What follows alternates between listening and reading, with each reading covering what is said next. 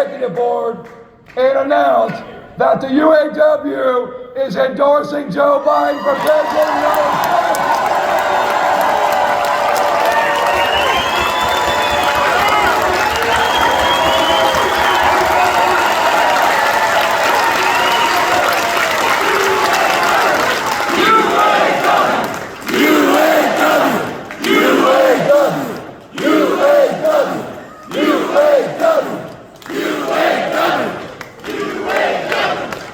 And I am honored now to invite President Joe Biden to come and address our great union and join us in our fight for economic and social justice for the UAW and the entire working class. So UAW family, let's stand up and welcome the man who stood up for us.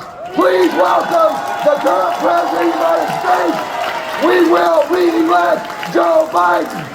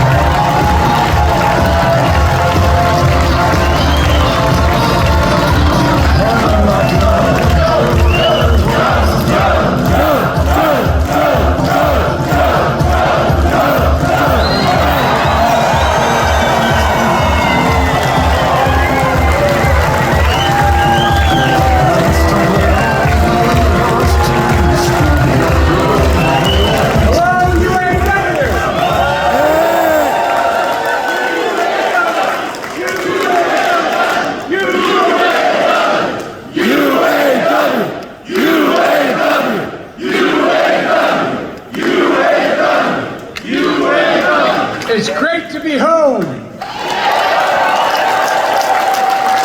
One of the best unions in the world. We look out for one another. The whole country benefits from what you do. You know, please take a seat if you have one. You're tough as they come. Starting with your president, Sean Fain. A leader with backbone. A backbone like a ramrod. I don't know where it is, but he is. Together, we're proving what I've always believed. Wall Street didn't build America, the middle class built America, and unions built the middle class. That's a fact. Look, I kept my commitment to be the most pro-union president ever. I'm proud you have my back. Let me just say I'm honored to have your back and you have mine. That's the deal.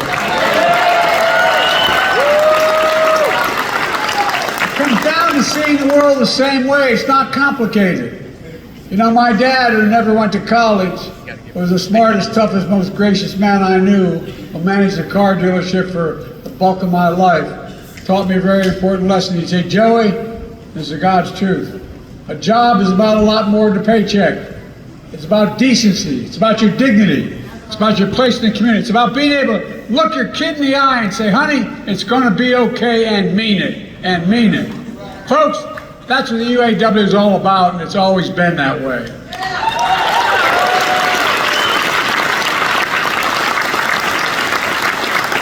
Just after the UAW was founded nearly 90 years ago, it launched what historians call the most important strike in the 20th century. Flint, 1936. Walter Reuther organized a sit-down in the factory. They weren't sure what would happen. They were worried about getting beat up, but they were determined. They were determined. And it took 44 days, but they won the first collective bargaining victory in American history.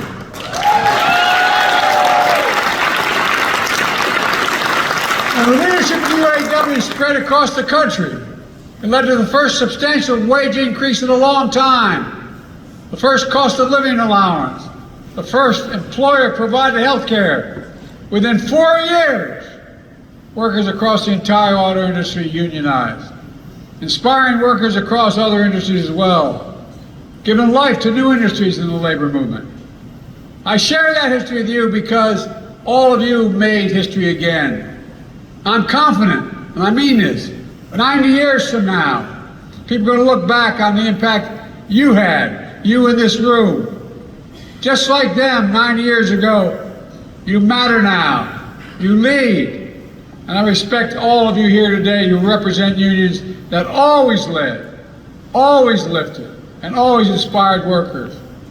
The UAW legacy from Walter Reuther to Shawn Fain today. Shawn, you took a lot of heat, but you demonstrated extraordinary leadership. You did.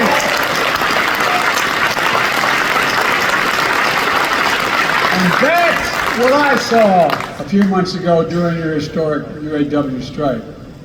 The time, this time, in Belleville, Michigan. And I'll say I was so damn proud to stand in that picket line with you.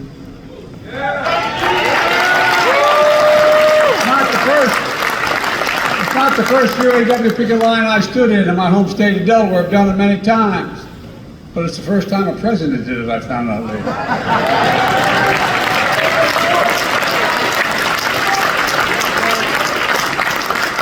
I've always fought for a strong auto industry, with UAW built cars leading the world. It's about a simple proposition. You built these iconic companies. You built GM. You built these companies. You sacrificed to save them in the worst of times. And you deserve to benefit when these companies thrive. As Shawn said, record profits mean record contracts. That's right. That's what we got. Record wage increases, winning back cost of living adjustments, greater retirement security, more paid leave, and eliminating tears.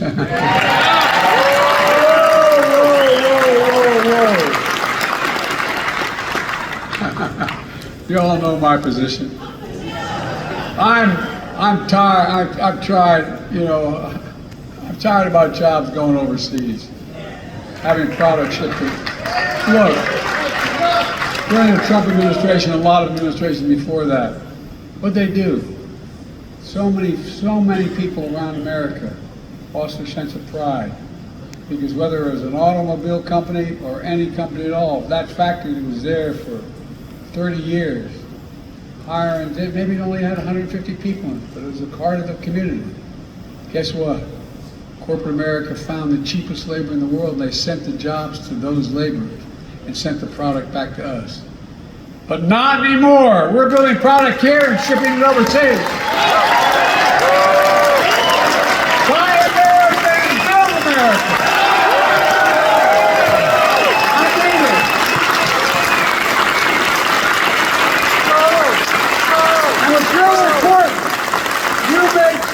The future of the world will be made in America. Yeah.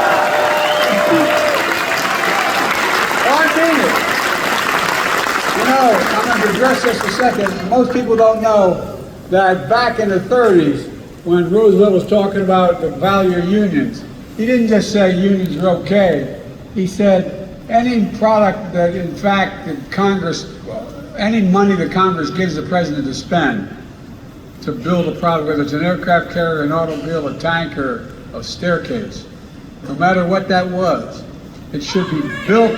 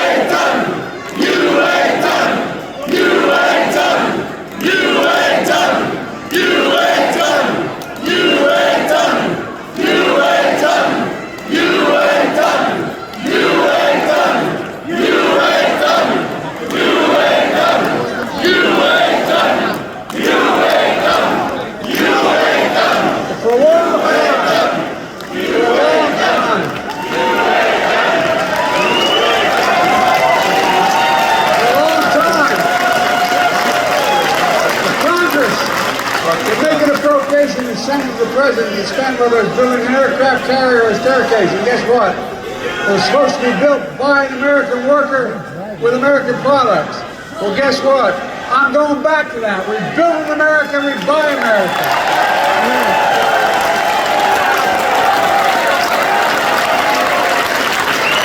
Here's what Joe did. He weren't committed to the big trade. To take thousands of more jobs, invest tens of billions more dollars, building an auto future made in America. It wasn't just about what you did for the UAW workers. The fact is you transformed the entire auto industry. That's not yet unionized, or as we call that, the UAW bump. Yeah. Because of you, Toyota, Volkswagen, Nissan, Tesla, all gave their workers double-digit raises because of you. Yeah. Workers across the country. I've seen the largest wage increases for workers building cars and trucks and any other transportation equipment in nearly 30 years. Thousands of these workers are already asking to join your union. Even before this, UAW has been expanding its reach to workers in auto plants and from auto plants to casinos.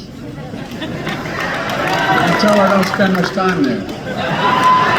But guess what most people don't know? But the UAW represents researchers in higher education and workers. And because of this union, I'm pleased and proud that you expanded the UAW to include 5,000 researchers at the National Institute of Health.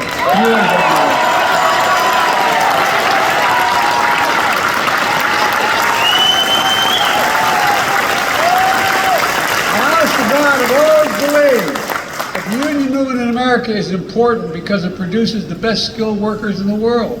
That's what happens. It's good for everybody. It's good for companies. It increases the quality of the jobs, the quality of the products, and it's good for economic growth. In fact, I asked, which is unusual for a president to do, I asked the Treasury Department to do a significant study, the most comprehensive report ever, detailing how unions are good for all workers, including non-union workers, how they found that unions raise standards across workplaces and industry, improving skills and pushing up wages, strengthening the benefits for everyone. It matters. It matters. It matters. Some in corporate America finally began to figure it out. And look at what we're doing. It's good for workers and companies. Since I took office, we've attracted billions of dollars in investment here in the United States. We supercharged advanced manufacturing, including electric vehicles made by union workers in America. China's determined to dominate that market with EV predominantly made in China and Chinese jobs. The previous administration was content to sit in the sidelines and let China take all these jobs. But I won't let that happen. I will not.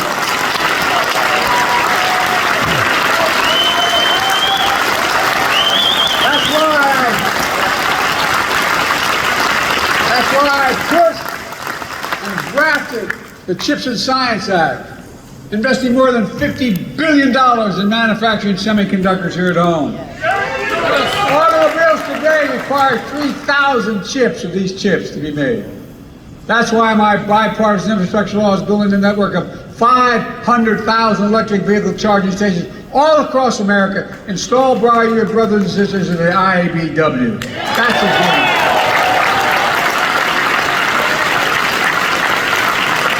That's why the Inflation Reduction Act is the other team not a single person supported that I signed into law.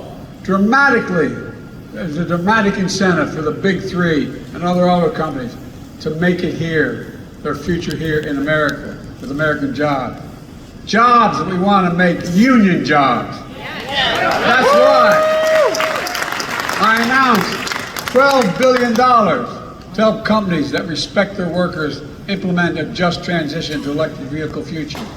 Because I strongly believe that companies transitioning to new technology should retool, reboot, and rehire in the same factories, in the same communities with comparable wages.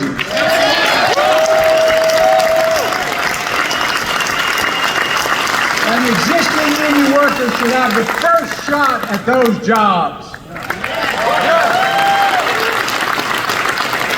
Sean said I appointed historically pro-union National Labor Relations Board because I don't believe any company should be using threats or tactics to stand in the way of workers' rights to organize, period.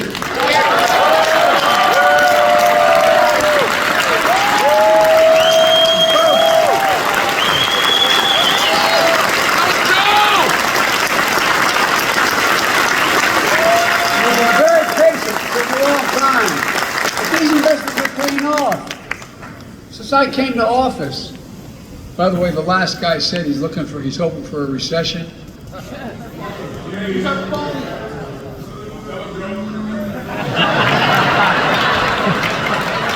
Because he does not want to be the next Herbert Hoover. He's already Herbert Hoover. He's the only president other than Herbert Hoover who lost jobs when he was president. Look, since I came to office, with your help, we've created 14 million new jobs. 14 million.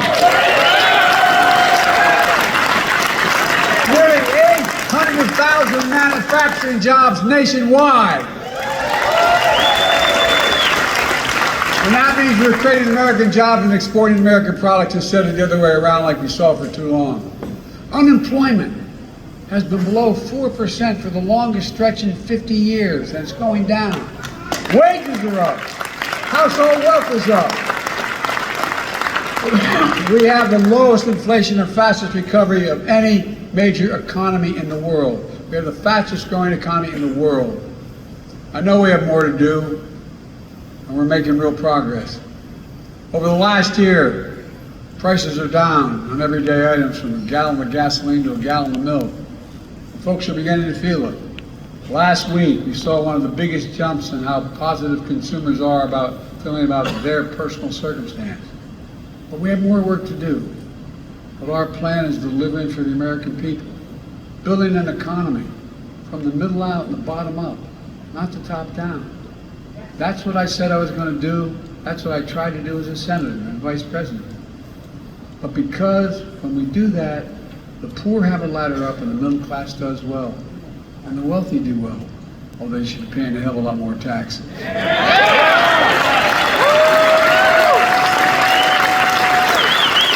all do well.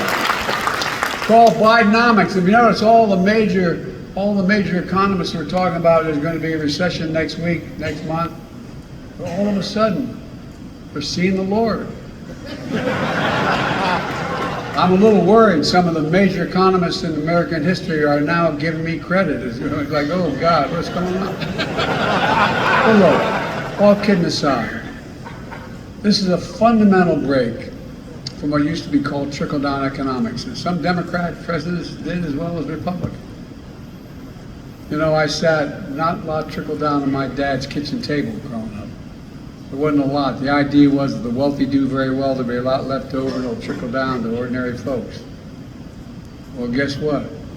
That trickle-down economy was supercharged by my predecessor. We cut taxes for the very wealthy, the biggest corporations. They've shipped good-paying jobs overseas because labor was cheaper. It shrank public investment in infrastructure and education, invested less. It hollowed out entire communities, closing factories. I'm not making this up, you know this to be true. Closing factories, attacking unions, leaving too many Americans behind. In fact, when Donald Trump was in office, 6 auto factories closed around the country. Tens of thousands of auto jobs were lost nationwide during Trump's presidency. During my presidency, we've opened 20 auto factories, and more to come. We've created more than 250,000 auto jobs all across America. You know, I stood in solidarity on the picket line. As your president said, I want to picket line. Donald Trump went to a non-union shop and attacked you. Let me tell you something I learned a long time ago. If I'm going to be in a fight, I want to be in a fight with you, the UAW. With you. Oh, no, I mean it. We have a big fight in front of us. We're fundamentally changing the economy in this country. And everybody's getting a little worried about it. They're very powerful. Some are seeing the light.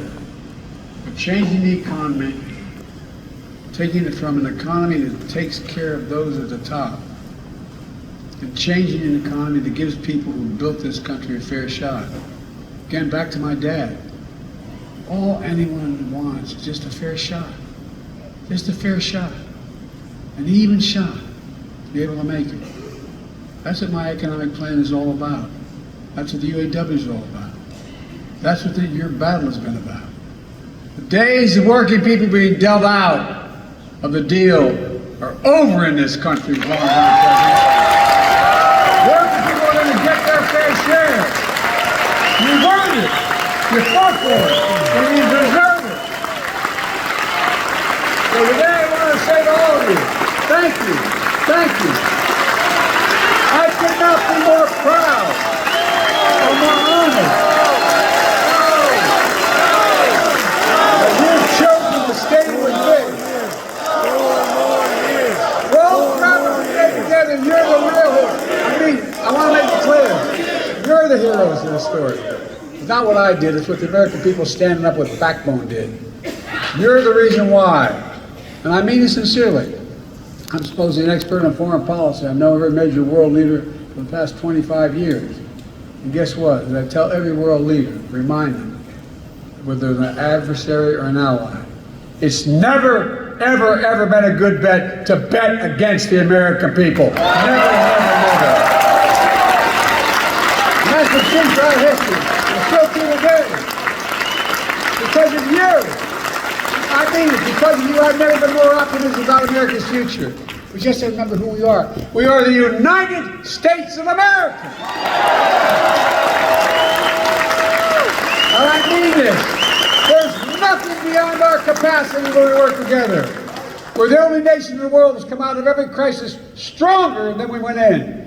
Yeah. So God bless you all, and may God protect our troops, and God bless the American worker. Thank you.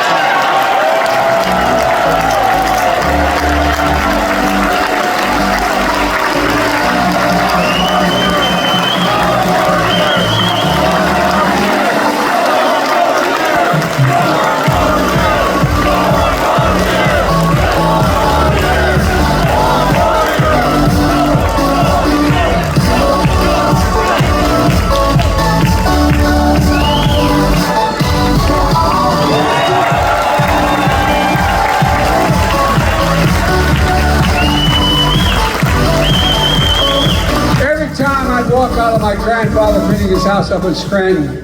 He'd yell, "Joey, keep the faith." My grandmother would come to the door and said, "No, Joey, spread it. Let's spread the faith."